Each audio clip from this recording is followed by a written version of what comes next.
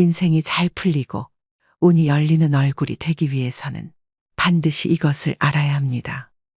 젊은 시절 아무리 부와 권세를 누렸어도 말년이 불행하면 의미가 없습니다.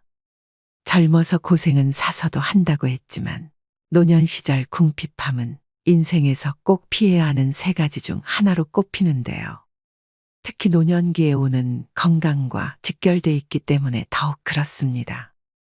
젊은 시절 한나라를 쥐락펴락하다시피 했으나 말년운이 좋지 않은 사례를 보면서 더욱 나의 말년운에 관심이 갑니다.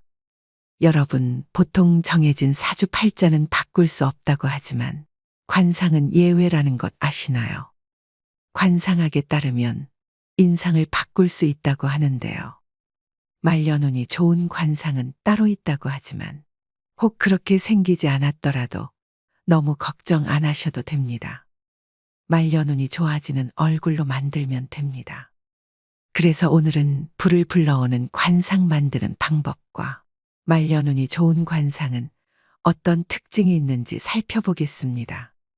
지금이라도 내 얼굴을 짚어보시고 오늘부터라도 말년운을 관리하시길 바랍니다. 말년복을 불러오는 관상 만드는 방법 첫 번째, 윤기 있는 피부입니다. 굳이 관상이 아니더라도 인상학적으로도 얼굴에 윤기가 있으면 훨씬 젊어 보인다고 하는데요. 얼굴이 푸석푸석하고 윤기가 없고 늘어지거나 피곤해 보인다면 사람들이 좋아할 리가 없겠죠. 관상학이나 인상학이나 결국은 사람의 눈으로 보고 판단하는 것이라는 겁니다. 여러분, 부티나는 얼굴을 한번 연상해 보세요. 앞서 말씀드린 푸석푸석한 피부, 피곤해 보이는 윤기 없는 얼굴을 가진 사람과 매칭이 되시나요? 관상학적으로도 얼굴에 윤이 나지 않는다면 절대 성공할 수 없다라고 말을 하고 있습니다. 일반적으로 성공한 연예인들을 TV에서 보면 얼굴에 윤이 반들반들하죠. 성공한 부자들, 유명한 정치인들도 예외가 아닙니다. 피부가 반들반들 하다못해 빛이 반사될 정도입니다. 타고난 자기 얼굴을 어떻게 관리하느냐에 따라 운명은 확 달라집니다. 사람의 생김새는 취향에 따라 분명 차이가 납니다. 이목구비가 그리 조화롭지 못해도 하지만 얼굴에 윤기가 나면 잘생기거나 예뻐 보이기까지 합니다. 심리학에서는 첫인상 효과라는 것이 있는데요. 어떻게든 남에게 나의 이미지를 좋게 심어주는 것은 중요한 일입니다. 하여 첫인상을 좋게 만드는 최고의 수단이 바로 윤이 나는 피부를 만드는 것입니다. 두 번째는 생기 있는 얼굴입니다. 지인을 만나면 이런 말 한 번씩 하시죠. 무슨 일 있어? 얼굴이 왜 이렇게 힘들어 보여? 얼굴이 폈네. 무슨 좋은 일 있어? 이렇게 얼굴에는 우리의 마음이 다 드러나게 됩니다. 또 사람을 보고 끼가 많아 보인다거나 공부를 잘하게 생겼다거나 착해 보인다거나 이건 역시 얼굴로 그 사람을 판단하는 것입니다. 그렇다면 마음이 활기차고 자신감이 있다면 이 또한 얼굴에 반드시 나타나게 되겠죠. 이처럼 상학에서도 생기가 있는 얼굴, 사기가 있는 얼굴이라고 구분하는 것입니다. 항상 긍정적으로 모든 것을 좋게 보려고 생각하셔야 됩니다. 얼굴이 푹 사가 있는 사람과 친해지고 싶은 사람은 아마 없을 것입니다. 운은 항상 자신의 마음에 의해 만들어지고 이 마음은 좋은 운이 생성될 때 가장 먼저 얼굴에 나타난다 하여 상학에서는 운이 다해지는 사람, 운이 하강하는 사람, 죽음의 그림자가 드리워지는 사람은 미간과 이마, 광대가 탁해진다고 하고 운이 살아나고 번영할 사람은 그곳에서 빛이 난다고 합니다. 되도록 나쁜 마음을 떨쳐버리셔야 이렇게 얼굴에 생기가 생겨 여러분의 운이 트이게 되는 것입니다. 세 번째는 미간을 피셔야 합니다. 관상학에서 미간은 행운이 들어오는 통로라고 했습니다. 미간을 찡그리면 대문을 잠그는 것과 같아 행운이 들어오지를 못합니다. 미간에 주름이 있다면 아침에 일어나서 엄지손가락으로 미간을 문질러 펴줘야 합니다. 그러면 뭉쳐진 근육이 풀리면서 어느 순간 미간이 환하게 펴지게 됩니다.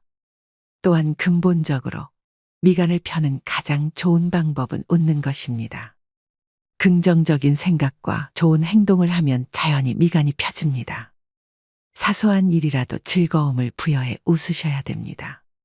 또 항상 상대에게 은은한 미소를 띄우셔야 됩니다. 심리학적으로도 웃음을 띤 얼굴이 그렇지 않은 얼굴보다 호감도가 훨씬 뛰어나다고 수도 없이 발표되었는데요. 이것이 운을 얻는 최고의 수단입니다. 즉, 미간을 펴야 인생도 펴집니다. 네 번째는 입꼬리를 올리셔야 됩니다. 입은 모든 물길이 모이는 바다이고 입술은 바닷물을 가두는 제방이라고 했습니다. 이런 제방은 물보다 높이가 높아야 합니다. 입꼬리가 위로 향하는 것은 제방이 물보다 높아 물이 넘쳐나지 않는 것과 같습니다. 반면 입꼬리가 처지면 제방이 터져 물이 넘쳐 흐르는 것과 같지요. 평소 좋은 생각을 하고 자주 웃으면 볼 근육이 발달해 양쪽 입꼬리가 위로 올라가게 돼 있습니다. 반면 부정적인 생각과 우울한 마음을 가지면 볼 근육 대신 이마와 미간에 부정적인 근육이 발달하게 됩니다. 따라서 입꼬리가 처지고 이마와 미간에 주름이 생겨 부정적인 사람이 됩니다. 입꼬리를 올리면 행운을 머금고 있어 행운이 빠져나가지 못하게 됩니다. 말년운을 부르는 관상 만드는 방법 4가지를 말씀드렸습니다. 관상학자들이 말하는 나쁜 운을 좋은 운으로 바꾸는 개운의 방법은 의외로 간단합니다. 항상 편안한 마음으로 사물을 긍정적으로 바라보고 생각하는 것. 그렇게 하루 이틀 정진하다 보면 나도 모르게 관상이 바뀌게 되고 결국 운명까지도 바뀌게 됩니다. 화와 복은 문이 따로 없으며 오직 사람이 스스로 불러들인다고 했습니다. 자신의 얼굴과 운명은 스스로 만들어 나가는 것입니다. 물론 처음에는 어렵겠지만 이를 습관화한다면 분명 좋은 운이 들어올 것이며 부귀와 공명 또한 얻게 될 것입니다. 이 작은 변화만으로도 여러분의 운은 좋아질 수 있다는 점을 명심하셔야 됩니다. 얼굴로 모든 것을 꿰뚫어 보는 천재 관상가의 이야기를 다룬 영화 관상에서는 시종일관 얼굴 하나만으로 사람의 성격과 미래를 점쳤고 그것은 절대 빗나가지 않았습니다. 과연 내 관상은 어떨까? 평소 이런 궁금증을 가지시는 분들이 많을 거라고 생각되는데요. 관상학에서는 인간을 소우주로 봅니다. 그래서 겨우 눈, 코, 입이 들어가는 작은 얼굴 속에도 하늘, 땅, 별, 해 등을 의미하는 부위가 있습니다. 모든 것이 조화롭고 자연스러워야 세상이 잘 흘러가듯 얼굴도 각 부위가 조화롭고 자연스럽게 자리를 잡아야 좋은 관상인 것인데요. 그렇다면 복 있는 관상, 장수하는 관상은 무엇일까요? 먼저 이마입니다. 관상학에서 하늘을 뜻하는 것은 사람의 이마입니다. 그래서 이마가 훤하게 넓고 두상이 둥글면 하늘의 기운을 잘 받았다고 봅니다. 하늘의 기운은 조상의 음덕을 말합니다. 태어날 때부터 많은 것을 타고났다는 말입니다. 이마가 잘생겼다면 초년에 큰 어려움 없이 재능, 건강, 재물, 강한 정신력 등을 물려받았다고 봅니다. 이마 가장자리의 생김새도 중요합니다. 이마의 가장자리를 조상의 복덕을 받는다고 하여 복덕궁이라고 부르는데 그 부위가 머리카락으로 덮이지 않고 훤하게 열려 있어야 좋은 관상이라고 말합니다.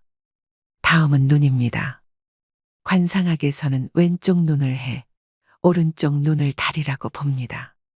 눈이 지혜를 뜻하며 해처럼 밝게 빛나고 눈동자가 검으면 지혜로운 관상이라고 합니다.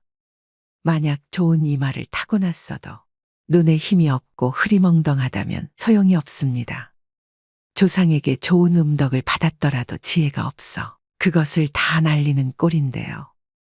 유력 인사들을 보면 하나같이 눈빛이 강하고 밝게 빛납니다. 또 눈과 눈썹은 멀수록 좋고 눈썹이 높으면 출세와 명예가 높아집니다. 눈썹이 지나면 체력이 좋으며 말년에 문서복과 부동산복이 늘어납니다. 또 눈썹이 좋으면 귀인의 도움을 받을 수 있으므로 어려움을 잘 극복하는 다복한 말년이 예상됩니다. 그 다음은 코입니다. 코는 산과 같습니다. 높은 산맥처럼 힘있게 우뚝 솟은 것이 좋습니다. 또한 오장육부를 상징하고 있기 때문에 실하고 풍대한 코가 좋은 코라고 보는데요. 장수하는 어르신을 보면 대부분 코가 큽니다.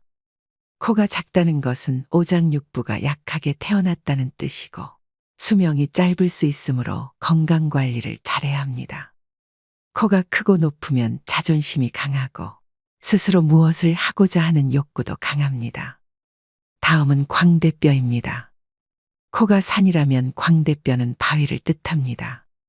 덩그러니 우뚝 솟은 산은 모진 풍파를 맞지만 양옆에 바위가 있으면 덜한데요. 코가 자신이라면 광대뼈는 옆에서 도와줄 조력자입니다. 배우자, 가족, 친구, 이웃, 직장 동료 등을 의미합니다. 그래서 코 못지않게 광대뼈의 모습도 중요합니다. 관상학에서는 광대뼈를 광골이라고 하며 이 광골이 둥글고 앞으로 발달되어야 좋다고 봅니다. 만약 광대뼈가 옆으로 발달하면 코와 멀어지는 형상이어서 가까운 사람에게 배신을 당할 수 있습니다. 코가 높고 광대뼈도 적당하게 발달해야 가정도 편안하고 사업도 번창하는 좋은 관상입니다. 다음은 입입니다. 윗입술보다 아랫입술이 도톰하고 입이 크면 좋은 관상입니다. 입술이 도톰하고 뚜렷하면 말년운이 좋다고도 합니다. 입꼬리가 약간 올라가도 좋은 관상인데요. 이마가 의미하는 조상의 음덕을 그릇으로 고스란히 바치는 꼴이기 때문입니다. 올라간 입꼬리는 조상의 음덕을 말년까지 두고두고 누리는 것을 의미합니다. 인중이 길면 수명도 길고 말년이 편안하며 자손도 번성한다고 하는데요. 또한 인중이 길면 인내심도 강합니다. 인중이 좁고 짧고 얕은 사람은 그릇이 작고 이해심이 부족합니다.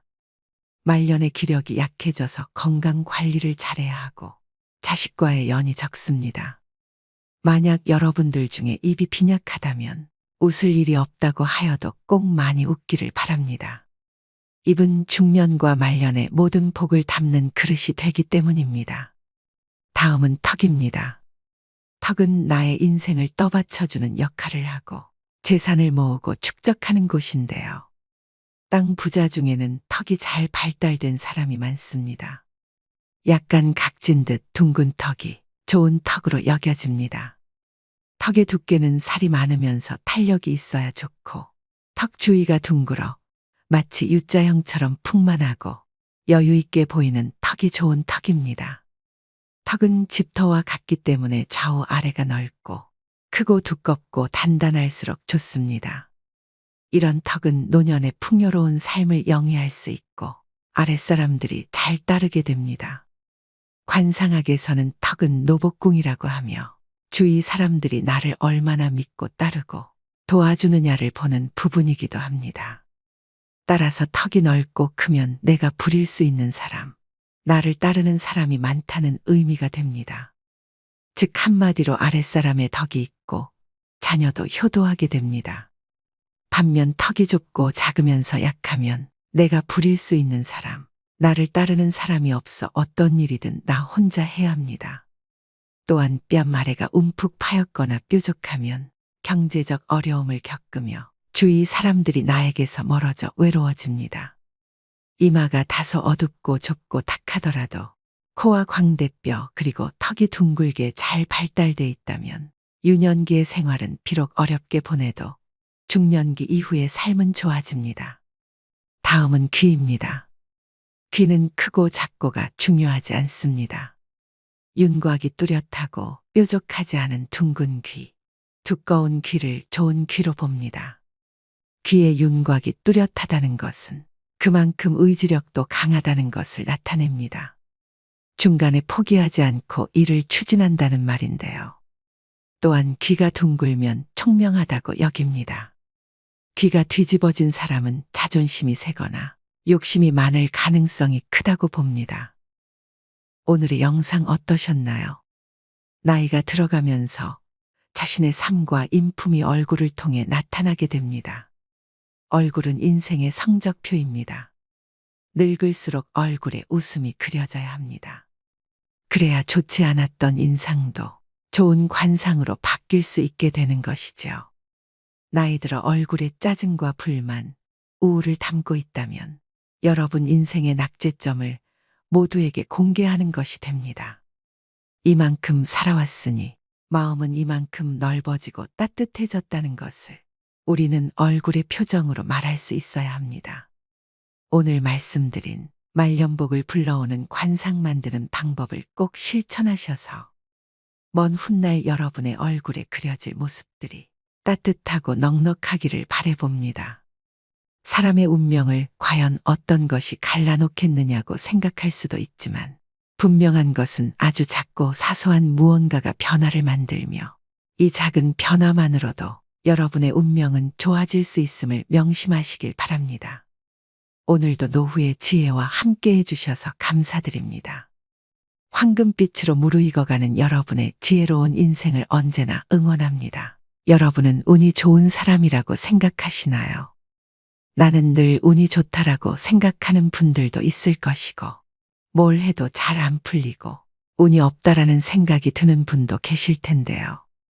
인생을 살아가다 보면 누구에게나 좋은 운이 한 서너 번 정도는 온다는데 나는 어찌 지나간 건지 혹시 아직 오지 않았다면 언제 어떤 모습으로 오는지 정말 궁금하죠.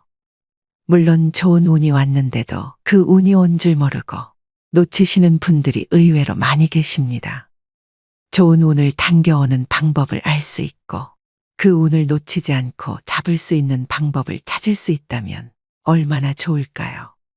우리가 일상 속에서 만나는 얼핏 보이는 징조들을 알아차리고 해석할 수 있다면 우리는 절망하고 좌절할 필요가 없습니다. 절대 예고 없이 대운이 들어오지 않습니다. 그래서 오늘은 다가오는 운의 신호를 알아채고 그 운을 놓치지 않는 방법을 알려드리겠습니다. 영상을 끝까지 시청하시면 분명 좋은 운을 불러오는 사람이 될 것입니다. 운이 바뀌는 징조 첫 번째, 내 환경이 자의반 타의반으로 변화할 수밖에 없는 상황이 만들어지게 됩니다. 나를 둘러싼 환경, 내가 다니는 직장, 내 사업체에 변화가 옵니다. 물론 긍정적인 변화이죠. 내가 간절히 원하던 일이 현실이 되는 일이 많아집니다. 그렇게 해도 안 됐던 일들이 하나 둘씩 저절로 열리게 됩니다.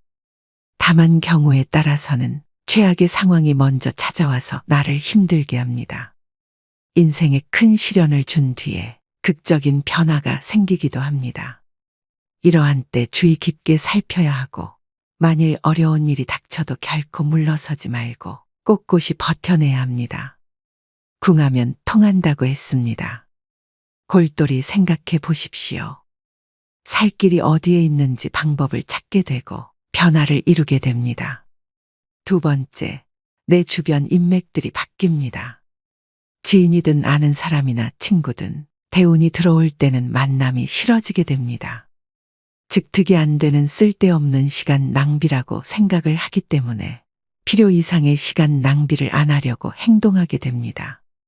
평소에 큰 의미를 두지 않고 담소를 나눴던 사람들이라 한다면 이런 만남이 점점 줄어들기 시작하며 그런 사람들이 서서히 정리가 되기 시작합니다. 그러기 때문에 쓸데없는 시간 낭비를 안 하게 됩니다. 내 운을 가로막고 에너지를 뺏어가는 것은 의외로 내가 가까이 하는 사람들의 경우가 많습니다. 그런 사람들과 어울리고 있다는 느낌이 든다면 그 징조를 놓치지 마시고 이제 서서히 주변 사람들을 정리해 나가야 합니다. 혼자가 되면 어쩌나 하는 두려움과 외로움에 지지 마셔야 됩니다. 천천히 새로운 인연을 찾아야 합니다. 세 번째, 늘 긍정적인 사고와 생활 태도를 갖게 됩니다. 매사에 불만, 불평, 남 탓, 부정적인 생각 등을 많이 하신 분들이라면 이 대운이 들어오는 시점에서는 이 모든 것이 반대로 나타납니다. 어떠한 문제가 생기더라도 괜찮아, 그럴 수 있지 뭐, 이렇게 바뀐다든지 마음과 생각도 긍정으로 하지만 말 또한 긍정적인 생각으로 말을 예쁘게 하거나 표현을 합니다. 얼굴에 웃음꽃이 피고 무슨 일이든 긍정적인 마인드가 됩니다. 누가 보아도 좋은 관상으로 바뀌는 것입니다. 직장이나 사업체에서도 나를 따르는 사람들이 많아지고 협력하고 돕는 사람들이 여기저기 사방에서 몰려들어 함께 협조한 일이 저절로 이루어집니다. 이러한 운을 내 것으로 확실히 만드는 방법은 내 운을 적극적으로 개선하겠다는 의지가 있어야겠고 꾸준한 노력이 수반되어야 합니다. 네 번째, 얼굴색이 바뀝니다. 일이 안 풀리고 힘들면 얼굴이 새까맣게 변합니다. 여성분들은 기미나 잡티가 올라옵니다. 이럴 때는 기운이 좋은 상태가 아닙니다. 반면 얼굴에 생기가 돌고 거울을 보면 예전과 다르게 잘생기고 이뻐 보이는 경우가 있습니다. 그리고 친구를 만났는데 요즘 얼굴 좋아졌다, 이런 말을 듣게 되면 운이 좋아지는 신호입니다. 얼굴은 마음의 심상입니다. 내 마음이 평온하다면 얼굴의 표정이나 피부색으로 바로 표출됩니다. 이마에서 빛이 나고 얼굴에서 광채가 나면 대운이 들어오는 신호라고 보시면 됩니다. 좋은 일이 생기면 표시가 나듯이 좋은 일도 표시가 나게 됩니다. 다섯 번째, 매사에 감사하는 마음이 생깁니다. 무슨 일이든 감사하는 마음이 저절로 생기고 함께하는 사람들과 나누게 되고 인생에 지지 않고 베푸는 마음이 저절로 생깁니다. 마음속에서 원망과 시기, 질투 등이 사라지고 평온을 얻을 때 대운이 오는 징조로 알고 더욱 나를 낮추고 겸손해지셔야 더 빨리 운이 찾아오게 됩니다. 여섯 번째, 자신감이 생깁니다. 목소리에 기운이 생기고 기분과 기운이 평소보다 상승되어 있으며 평소에 내가 안 하던 일을 시도해보고 있는 자신을 발견하게 되어 갑자기 집에 짐들을 정리한다든지 집에 가구 배치를 바꾼다든지 등등이 여기에 포함됩니다. 평소보다 굉장히 부지런해집니다. 잠을 많이 자지 않아도 몸이 개운하고 활력이 넘치게 되지요. 그러면서 동시에 직감이 발달하게 됩니다. 이럴 때 느낌이 좋은 꿈을 꾸게 되는데요. 이런 징조는 나에게 좋은 기운이 오고 있다라는 뜻입니다. 일종의 길몽이라고도 하죠. 이런 상태들이 지속되면서 나의 컨디션이 상승되면 모든 일들이 잘 풀리게 됩니다. 일곱 번째, 몸이 이유 없이 굉장히 아프게 되는 때입니다. 살다 보면 갑자기 몸이 아플 때가 있으실 겁니다. 그럴 때는 왜 나에게 이런 아픔이 오지라고 의아해하기 쉬운데요. 생각을 조금 바꿔서 나에게 좋은 운이 오려고 다시 더 높게 상승하기 위해서 내가 지금 잠시 바닥을 딛고 있는 중이구나라고 생각하시면 됩니다. 이렇게 갑자기 몸이 아플 때는 운이 새롭게 바뀌는 징조로서 계절로 치자면 겨울에서 봄으로 바뀌는 때라고 생각하시면 됩니다. 나의 운이 바닥을 치고 다시 상승하고자 하는 때이므로 이때의 아픔을 잘 극복하고 이겨내시면 운이 더 좋게 바뀌게 됩니다. 마지막 여덟 번째, 운이 바뀌는 시기가 되면 큰 사건들이 일어납니다. 이혼을 하거나 아슬아슬하던 사업을 접거나 실연을 당하거나 인생을 흔들 만한 고통스러운 형태로 사건이 일어날 수도 있다는 것인데요. 그렇게 고통스러운 일이 일어나면 운이 좋다고 말하기는 어렵지 않나 하는 생각이 들 수도 있습니다. 물론 사건이 일어난 그 순간은 고통스럽겠지만 그러나 이때 바닥을 잘 다지면서 견뎌내면 좋은 운은 크게 들어온다고 합니다. 지금까지 좋은 운이 생기는 8가지 징조에 대해 말씀드렸는데요. 대운이 들어오기 전에 이런 경험을 하시는 분들도 계십니다.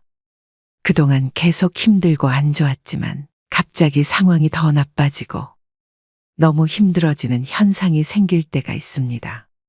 몸도 아픈데 사고가 나고 구설수에 오르기도 하고 사기를 당하기도 하고 믿는 도끼에 발등 찍히듯 악조건이 겹친 데 겹치고 또 겹치고 이런 식으로 악재가 마구 쏟아지는 분들입니다. 최악의 상황에서도 과연 이 사람이 잘 견뎌낼 것인가를 시험하는 것이랍니다. 이럴 때일수록 곧 나한테 굉장히 좋은 운이 들어오려고 그러는가 보다 라는 생각을 가지셔야만 그 악조건에서 빨리 탈출할 수 있습니다. 이런 긍정적인 생각이 악조건을 대운으로 바꿔버리게 되는 겁니다.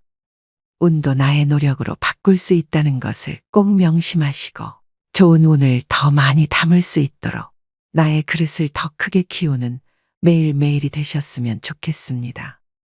우리가 일상 속에서 만나는 얼핏 보이는 징조들을 알아차리고 해석할 수 있다면 우리는 절망하고 좌절할 필요가 없습니다.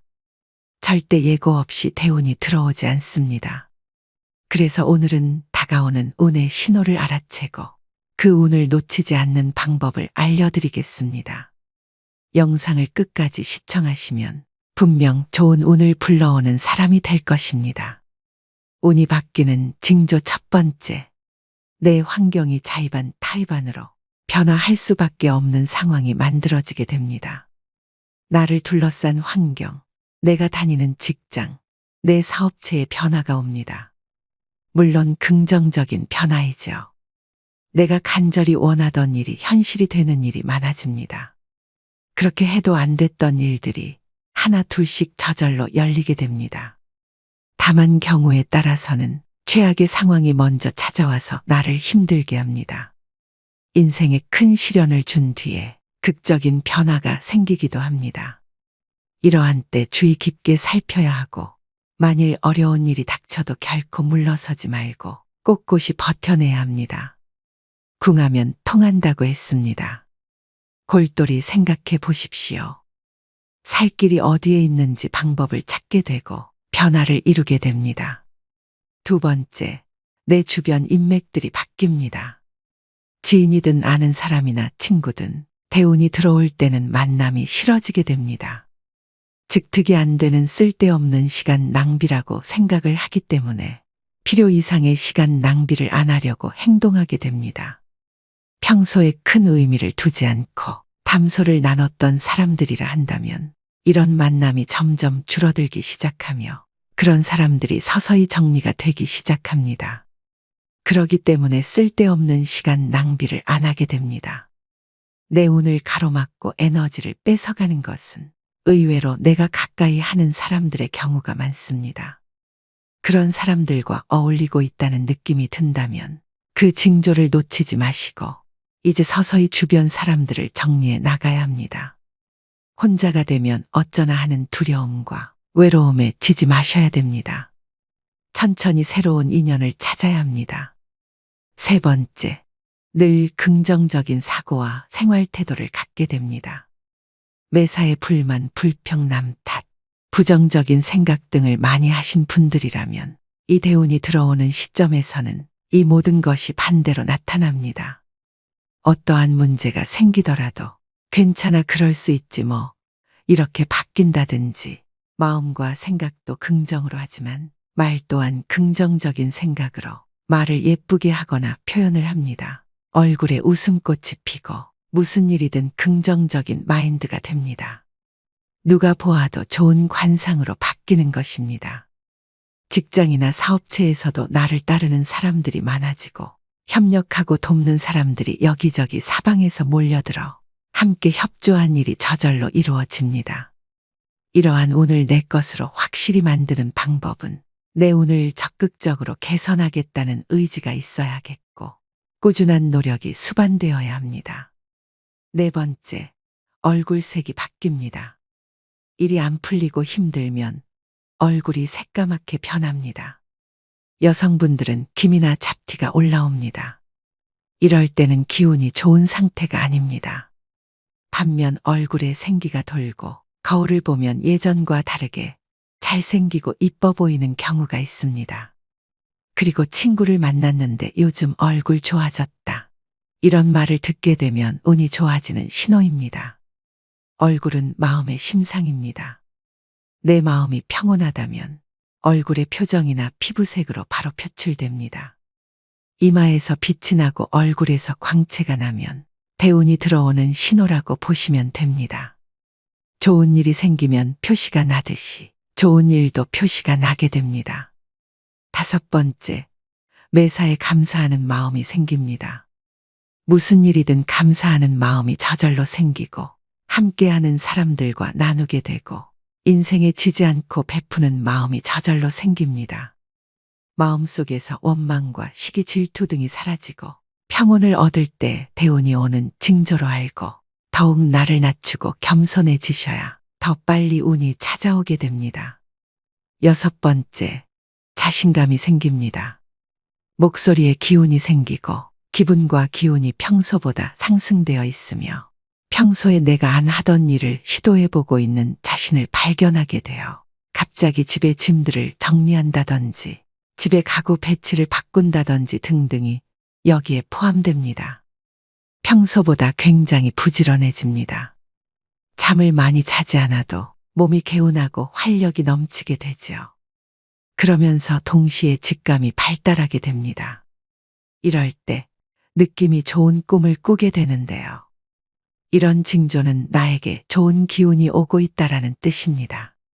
일종의 길몽이라고도 하죠. 이런 상태들이 지속되면서 나의 컨디션이 상승되면 모든 일들이 잘 풀리게 됩니다. 7번째, 몸이 이유 없이 굉장히 아프게 되는 때입니다. 살다 보면 갑자기 몸이 아플 때가 있으실 겁니다. 그럴 때는 왜 나에게 이런 아픔이 오지라고 의아해하기 쉬운데요.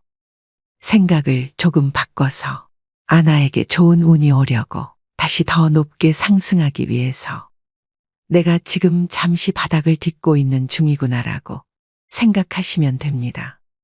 이렇게 갑자기 몸이 아플 때는 운이 새롭게 바뀌는 징조로서 계절로 치자면 겨울에서 봄으로 바뀌는 때라고 생각하시면 됩니다. 나의 운이 바닥을 치고 다시 상승하고자 하는 때이므로 이때의 아픔을 잘 극복하고 이겨내시면 운이 더 좋게 바뀌게 됩니다. 마지막 8번째, 운이 바뀌는 시기가 되면 큰 사건들이 일어납니다. 이혼을 하거나 아슬아슬하던 사업을 접거나 실연을 당하거나 인생을 흔들 만한 고통스러운 형태로 사건이 일어날 수도 있다는 것인데요. 그렇게 고통스러운 일이 일어나면 운이 좋다고 말하기는 어렵지 않나 하는 생각이 들 수도 있습니다. 물론 사건이 일어난 그 순간은 고통스럽겠지만 그러나 이때 바닥을 잘 다지면서 견뎌내면 좋은 운은 크게 들어온다고 합니다. 지금까지 좋은 운이 생기는 8가지 징조에 대해 말씀드렸는데요. 대운이 들어오기 전에 이런 경험을 하시는 분들도 계십니다. 그동안 계속 힘들고 안 좋았지만 갑자기 상황이 더 나빠지고 너무 힘들어지는 현상이 생길 때가 있습니다. 몸도 아픈데 사고가 나고 구설수에 오르기도 하고 사기를 당하기도 하고 믿는 도끼에 발등 찍히듯 악조건이 겹친 데 겹치고 또 겹치고 이런 식으로 악재가 마구 쏟아지는 분들입니다. 최악의 상황에서도 과연 이 사람이 잘 견뎌낼 것인가를 시험하는 것이랍니다. 이럴 때일수록 곧 나한테 굉장히 좋은 운이 들어오려고 그러는가 보다 라는 생각을 가지셔야만 그 악조건에서 빨리 탈출할 수 있습니다. 이런 긍정적인 생각이 악조건을 대운으로 바꿔버리게 되는 겁니다. 운도 나의 노력으로 바꿀 수 있다는 것을 꼭 명심하시고 좋은 운을 더 많이 담을 수 있도록 나의 그릇을 더 크게 키우는 매일매일이 되셨으면 좋겠습니다. 오늘도 노후의 지혜와 함께 해주셔서 감사드립니다. 황금빛으로 무르익어가는 여러분의 지혜로운 인생을 언제나 응원합니다. 누군가에게는 꿈의 노후주거지라고 불리는 실버타운이 누구에게는 지옥으로 전락했다고 하는데요. 여러분은 실버타운이 노인지옥이라는 말에 얼마나 공감하시나요? 실버타운은 노인들을 위한 주거 형태로 청소, 세탁, 식사, 의료 서비스 등 노후 생활을 편안하고 안락하게 보낼 수 있는 복지주택을 말합니다. 쉽게 말해 유료 양로원이나 노인복지주택을 뜻하죠. 인기가 좋은 실버타운은 대기가 2년이 넘는 곳도 있다고 합니다. 호텔 스위트룸 같은 곳에 살면서 청소 안 해도 되고, 침구는 매일 뽀송뽀송하고, 삼시세끼 고급진 식단으로 이루어진 식사를 할 수 있고, 아프면 언제든지 의료진의 진료를 받을 수 있는 곳. 비슷한 연령대 친구들과 살아온 인생 이야기를 하며 수영장 헬스클럽에서 건강을 챙기고 다양한 프로그램이 있어 지루할 틈이 없을 것 같은 곳.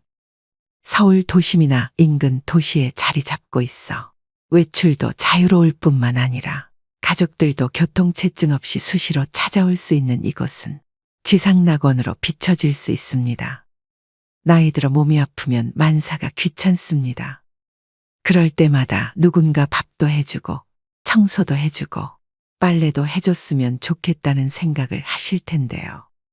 이처럼 지금 살고 있는 집보다는 식사, 청소 등 각종 서비스가 제공되는 럭셔리 실버타운에서의 삶을 동경하는 사람들도 적지 않습니다. 이런 생각으로 실버타운에 들어간 77세 박씨 할아버지가 있습니다. 오늘은 이 이야기를 바탕으로 실버타운을 둘러싼 환상과 현실, 그리고 실버타운이 노인지옥이라고 불리는 이유에 대해 말씀드리겠습니다. 이야기의 제목은 이렇습니다. 실버타운은 노인지옥이었다. 77세 박씨 할아버지는 3년 전 새로 생긴 럭셔리 실버타운에 갔다가 한눈에 반했습니다. 바다 앞에 위치한 근사한 22층짜리 신축 건물이었는데요. 1년 내내 기후도 온화해 지금 사는 지역보다 살기 좋을 것 같았습니다. 아내와는 1년 가까이 말 한마디 안 하는 사실상 별거 상태였기에 결정도 빨랐습니다. 집사람과 사이도 안 좋은데 이러다 내가 치매라도 걸리면 누가 나를 돌봐주겠나. 경치가 좋고 의료 서비스도 잘 되어 있는 여기서 여생을 홀로 보내야겠다. 박 씨가 선택한 실버타운은 만 60세 이상만 입주 가능한 노인 전용 거주 시설이었습니다. 그는 방 2개, 화장실 1개, 거실로 이뤄진 20평형을 골랐는데요.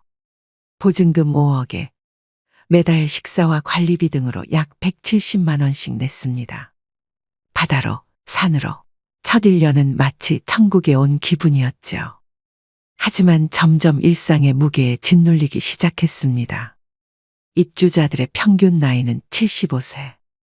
전체 입주자의 3분의 1은 침대에 누워 일어나지 못하는 노쇠한 환자들이었고 3분의 1은 지팡이나 휠체어에 의지해야만 움직일 수 있는 노인들이었습니다. 박 씨처럼 70대이면서 건강한 노인은 많지 않았습니다.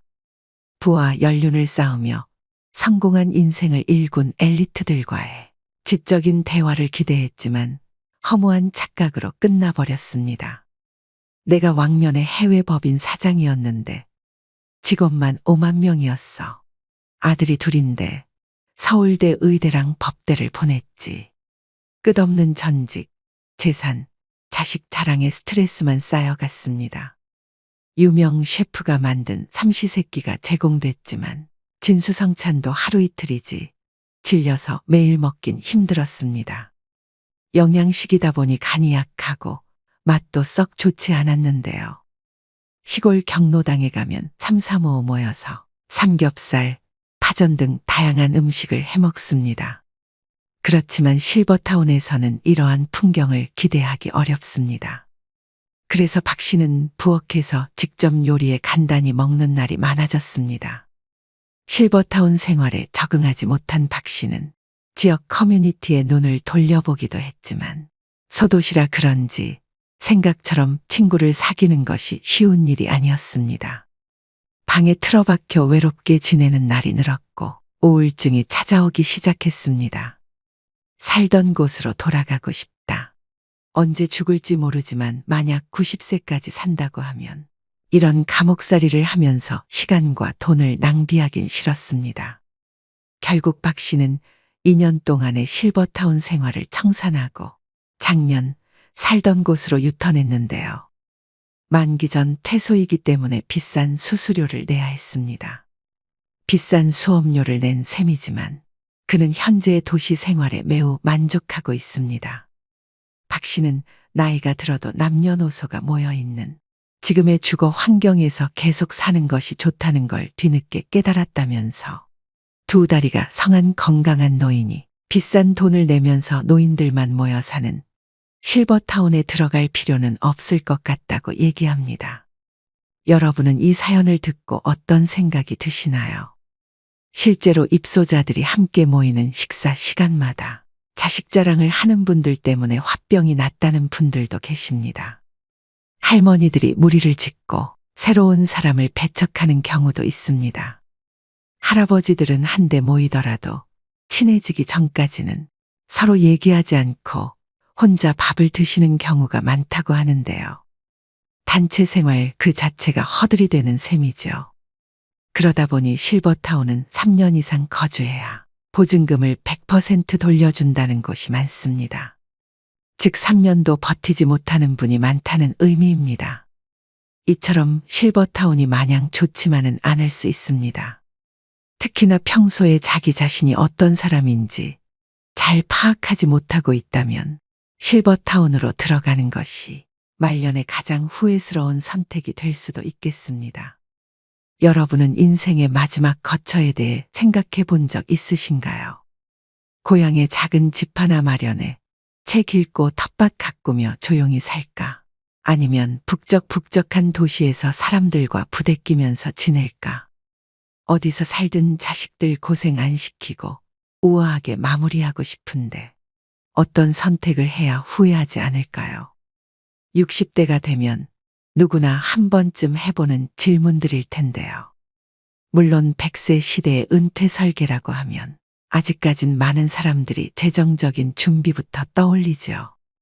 하지만 마지막 거처에 대한 결정이야말로 최우선 순위에 놓고 준비해야 할 부분입니다.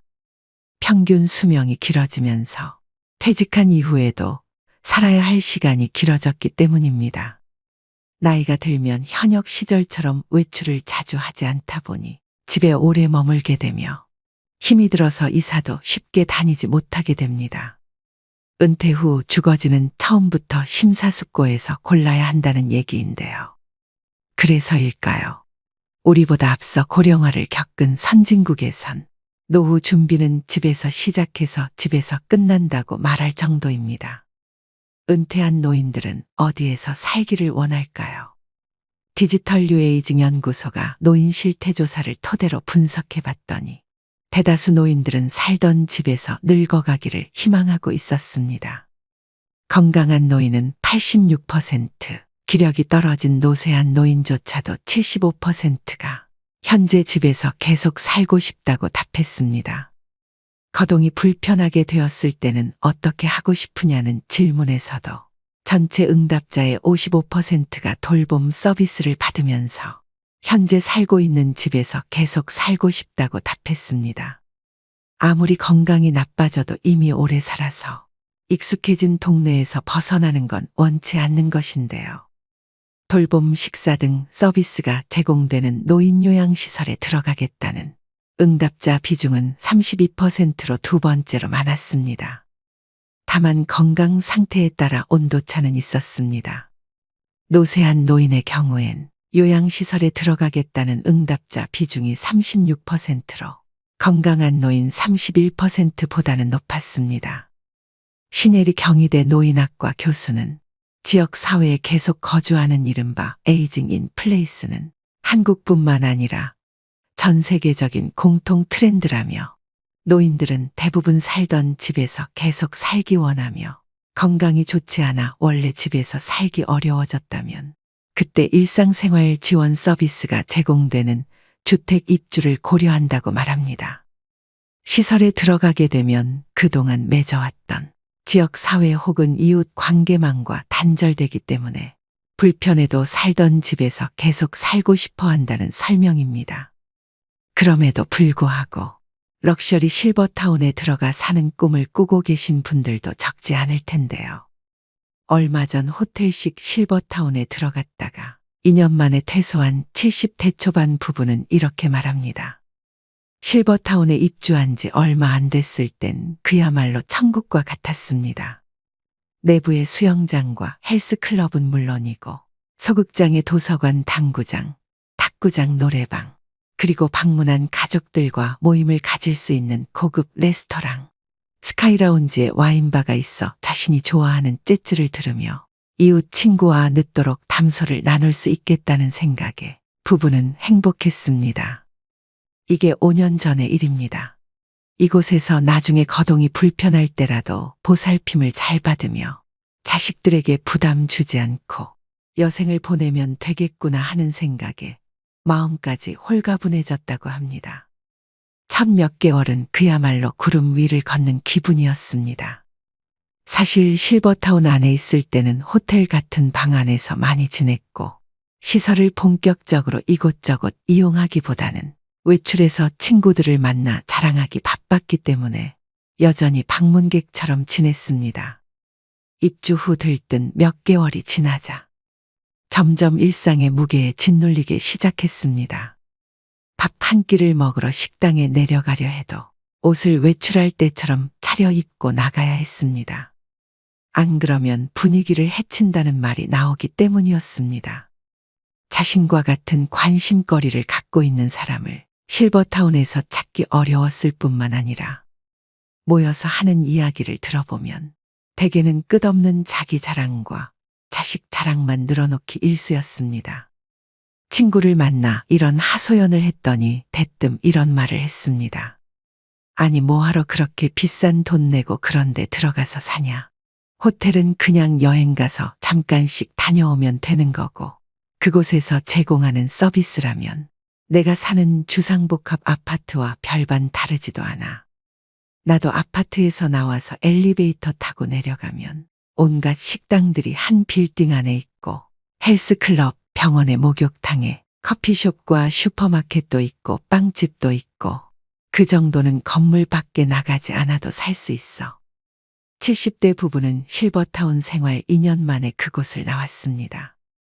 이 과정을 거치면서 깨달은 것은 건강한 노인이 비싼 돈을 내면서 노인들만 모여 사는 실버타운에 들어가면 더 빨리 늙는다는 것이었습니다.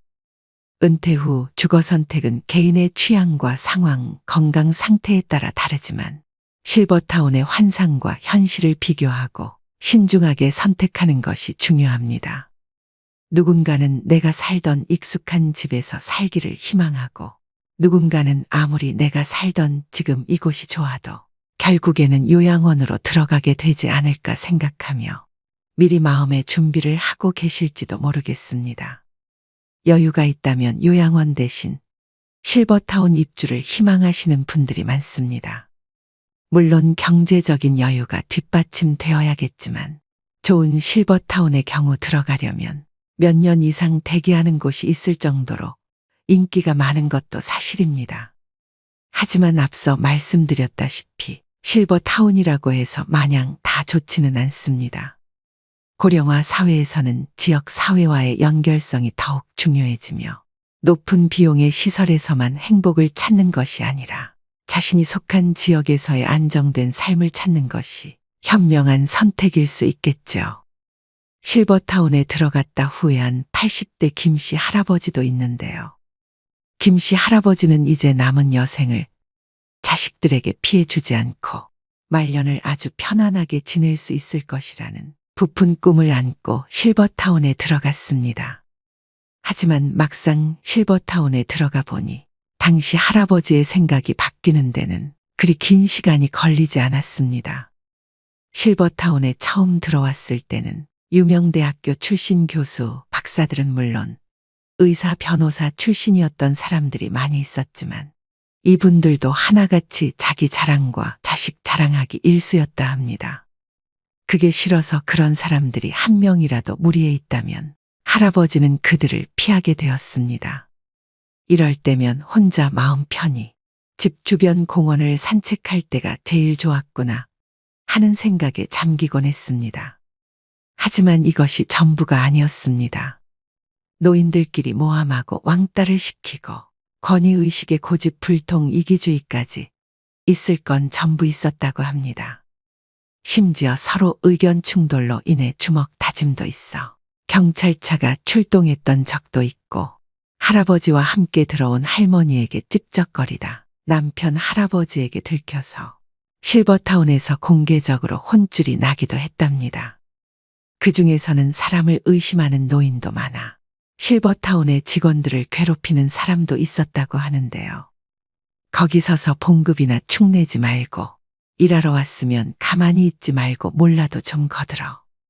이런 식으로 미운 직원이 눈에 띄면 괴롭히다. 기어코 그 직원을 내쫓기도 했답니다. 자랑은 기본이었습니다. 왕년에 내가 경찰서장이었는데, 내가 신문사 기자였는데, 내가 세무서장이었는데, 내가 왕년에 별이 몇 개였는데, 내가 옛날에 하늘을 나는 새도 떨어뜨린 첩보부 대장이었다 하며 별의별 괴짜 노인들이 다 모여 있었다고 합니다. 평소 마음씨가 곱지 못한 노인들은 어디를 가나 있기는 마찬가지라는 생각이 든 어느 날에는 어떤 노인이 할아버지 곁으로 와서 나는 서울대 출신이라며 가뜩이나 가방끈이 짧았던 할아버지의 속을 확 긁어 놓았습니다. 이렇게 실버타운에 빨리 실증이 난 할아버지는 반년도 안 돼 고향에 있는 가족과 친구들 생각만 났고 당장 짐을 싸고 여기를 벗어나고 싶어 했습니다. 보증금 돌려달라고 보채고 싶었지만 시설 측은 이미 건설비 운영비로 전부 들어가 보증금 돌려줄 돈이 없다고 말했답니다. 그래서 그냥 꼼짝없이 돈도 몸도 묶여버렸습니다. 이렇게 최 씨 할아버지가 겪었던 일처럼 이기적이고 탐욕도 많으며 입만 열면 자기 자랑에 자식 남편 또는 아내 자랑 외에는 대화 주제가 거의 없는 사람들이 실버타운에 정말 많습니다. 어느 곳이나 텃세 심한 곳이 있는 것처럼요. 사실 노후에는 인생에서 내가 먹고 싶은 음식 해먹고 사는 것이 육체적으로 건강해지는 비결 중 하나입니다. 주변 어르신들 말씀하시는 것을 들어보면 식사 걱정 안 하고 남이 해주는 밥을 먹을 수 있어 실버타운에 가고 싶다고 하신 분들이 많이 있었습니다. 하지만 막상 실버타운에 계시는 어르신들은 식사가 질리는 게 제일 고충이라는 말씀을 하십니다. 먼 나라 미국에는 실버타운에서 치매 환자가 늘고 있다고 합니다. 그곳에서 너무 편하게 살다 보니 머리를 잘 쓰지 않은 것이 치매의 원인이 된 것인데요. 실버타운에 들어갈지 말지 현명하게 결정하기 위해서는 내가 어떤 사람인지 평소에 잘 인지하는 것이 중요합니다. 직접 살림하는 것을 좋아하시는 분들이나 내가 먹고 싶은 것을 직접 해먹는 것을 좋아하는 분들이라면 실버타운은 잘 안 맞을 수 있습니다. 소소하게 비 오는 날 김치 부침개 부쳐 먹고 청국장 끓여 먹고 돼지고기 넣은 김치찌개 끓여 먹는 것을 즐기시는 분들이라면 더욱 안 맞을 수 있습니다. 정리하자면 국내에서 실버타운을 경험한 사람들의 대다수가 공통적으로 말하는 점을 두 가지로 추려볼 수 있겠는데요. 첫 번째, 활력을 잃는다. 본인도 노인이지만 매일 노인들을 보고 노인들과 함께하면 활력이라는 것을 찾아보기 힘들어지고 본인도 점점 활력을 잃어간다는 느낌을 가지게 됩니다. 입주 후 시간이 길어질수록 더 늙어가는 것 같다는 느낌이 든다는 것이죠. 어린 사람들과 자꾸 어울려야 한 살이라도 더 어려진다라는 말을 실감하게 됩니다. 독일의 어느 학자는 노인끼리 모여 살면 그 자체가 불행이다 말했습니다. 두 번째, 자꾸 남과 비교를 하게 된다. 남과의 비교는 결국 본인의 마음을 더 힘들게 하는 만병의 근원이라는 걸 잘 아실 텐데요. 알면서도 자꾸 비교를 하게 됩니다. 예를 들어 공용 소파에 앉아서 차 한잔하고 있으면 다른 자식들이 엘리베이터에서 내려 부모님 집에 가는 것을 보게 됩니다. 얼마 지나지 않아 다른 손자가 내리는 것을 보게 됩니다. 이젠 남의 집 자식들의 얼굴을 기억합니다. 이건 간단한 예이지만 여러 종류의 다양한 일들에서 남들과 비교를 하게 됩니다. 실버타운이 아니라면 이렇게 구체적으로 비교를 할 일도 없습니다. 비교를 하더라도 그저 일상에서 일어나는 일들로 비교를 할 뿐이죠. 그런데 실버타운은 이런 일들이 집중적으로 일어납니다. 비교할 것들이 너무나도 많이 생겨납니다. 물론 실버타운의 장점도 있습니다. 어떤 곳은 식사는 물론 일주일에 2번씩 청소며 설거지며 빨래까지 해줍니다. 그리고 운동, 요가, 명상, 걷기 등 체력을 단련할 수 있는 프로그램뿐 아니라 치매 예방 관리 프로그램도 제공되는 곳들이 있습니다. 뿐만 아니라 비상 상황을 대비해서 의료 서비스를 제공해주고 친목을 도모하는 다양한 동호회나 공연, 자원봉사를 지원해주는 곳도 있습니다. 만약 성격상 내가 주도해서 하는 것보다 이렇게 누군가 대신 해주는 것을 좋아하는 성격이라면 실버타운은 말년을 보낼 최적의 장소가 될 수 있습니다. 하지만 말씀드렸다시피 단점이 있기 마련입니다. 먼저 실버타운은 비용이 많이 듭니다.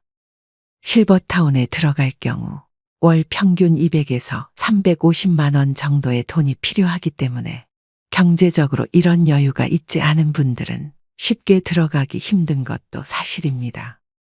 또한 어떤 곳은 입주 조건이 매우 까다롭다고 합니다. 아픈 사람들을 받아주는 곳도 있지만 기본적으로 스스로 생활할 수 있는 정도의 건강한 분들만 받는 곳도 있습니다. 아무리 실버타운에 대한 로망이 있다고 해도 평생 살 것이라 생각해 결정하기보다 조금 경험해보고 안 맞으면 나올 수도 있다는 가능성을 열어두는 것이 좋습니다.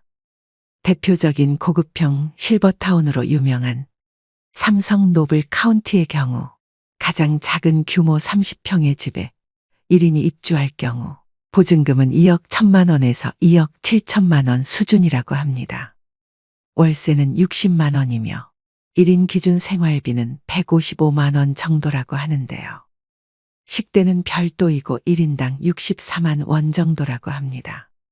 만약 노인 1명이 삼성 노블 카운티에 거주할 경우 월세, 생활비, 식대를 모두 더하면 월 280만 원 정도이고 계약 기간이 3년이라고 생각했을 때 총 들어가는 생활비는 1억 정도가 되며 같은 기준으로 부부가 들어갈 시 3년 동안 1억 5천만 원이 넘는 수준이니 만약 계획이 있으시다면 이런 경제적인 부분들을 미리 따져보는 것이 좋습니다. 많은 분들이 실버타운 대신에 노인복지 주택을 알아보기도 하는데요. 노인복지 주택은 실버타운과 비슷한 개념으로 건강한 노인들을 대상으로 식사, 주거, 의료, 복지 등 편의시설을 제공하는 주택을 일컫는 말입니다. 노인복지 주택은 크게 민간 분양 노인주택과 공공임대형 노인주택으로 나뉩니다. 민간이 하는 것은 정부가 아닌 기업이 주도해 분양하는 주택입니다. 이 경우에는 자격이 따로 없다고 합니다. 보증금과 임대료 그리고 매매금을 지불할 수 있으면 누구든 신청 가능하다고 합니다. 이곳의 월 비용은 150만 원 이내라고 합니다. 반면 공공임대형 노인주택의 경우 말 그대로 정부에서 지원을 해주는 주택이기 때문에 일정 자격 요건을 갖추어야 합니다. 공공임대형 노인주택 신청 자격은 만 65세 이상의 고령자이고 공공임대주택의 경우 보증금은 200에서 300만 원 정도, 월 임대료는 4만 원에서 6만 원 정도로 저렴합니다. 보건복지부에 따르면 전국 노인복지 주택 39개소에 입소한 인원은 전체 고령 인구의 0.1% 못 미친다고 합니다. 초고령 시대를 맞아 다양한 노년 계층의 수준에 맞는 주거 형태를 지원하는 정책이 마련되어야 할 것입니다. 노년에 한 달에 수백만 원에 달하는 노인 주거 시설의 이용료를 감당할 수 없다면 양로원 혹은 요양원을 이용하는 것 말고는 마땅한 대책이 없는 것이 현실입니다. 하지만 어느 곳에도 해당하지 않는다면 그냥 내가 살던 곳에서 조용히 인생을 마감하는 삶도 참 의미 있을 것입니다. 내 집에서 내 맘대로 사는 게 바로 천국 아닐까요? 세계에서 손꼽히는 장수마을을 블루존이라고 부릅니다. 이들 지역에 가보면 최고급 커뮤니티 시설은 없습니다. 그저 함께 모여 생활하고 대화하며 맛있는 음식을 해먹는 게 전부입니다. 결국 사람이 문제인 것이니 실버타운도 입소 전에 자신의 성격이나 유형을 따져봐야겠습니다. 정부에서도 성격과 성향이 비슷한 사람들끼리 모일 수 있도록 노인복지주택 유형을 다양하게 개발해 공급하면 좋겠다는 생각을 해봅니다. 오늘 말씀드린 실버타운의 장단점을 고려하셔서 노후의 거처는 여러분에게 정말 천국 같은 곳에서 지내시길 바라봅니다. 오늘도 노후의 지혜와 함께 해주셔서 감사드립니다. 황금빛으로 무르익어가는 여러분의 지혜로운 인생을 언제나 응원합니다.